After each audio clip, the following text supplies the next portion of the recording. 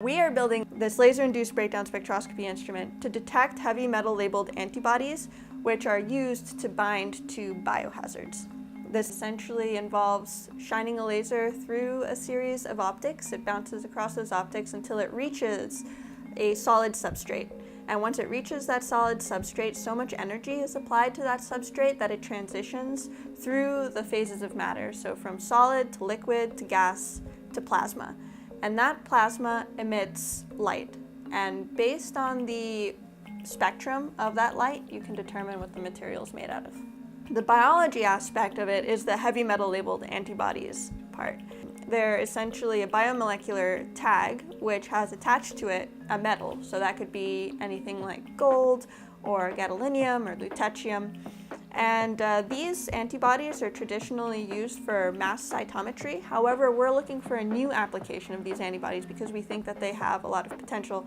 Antibodies in general are widely used in the field of biology as either a way to label biological molecules fluorescently or other things. We are using them to label biohazards. While we are specifically focusing on a particular topic, which is food safety and biosecurity, the nice thing about this project is that I'm building an instrument that has so many more applications than just that. And that's what my background really helps feed into, is that understanding of the bigger picture of this instrument as not just being an instrument for its direct purpose, which is food safety and food analysis, but also it could be used for looking at pollution in water samples, looking at pollution in air, and just any kind of materialistic or chemical contaminant-based topic.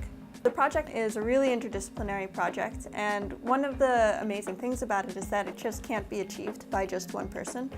We brought in the skill set of many different people. So we have an electrical engineer who contributed significantly to this project, as well as a specialist in optics, and then also mechanical engineers. And so bringing in all those different aspects is really critical for making this project successful. So while it might be my PhD project, it's also the collaborative effort of lots of different people. And so one of the things that I like about it is being able to communicate with those individuals and bringing all these different ideas together into one solid design, which will hopefully work and be commercialized and successful.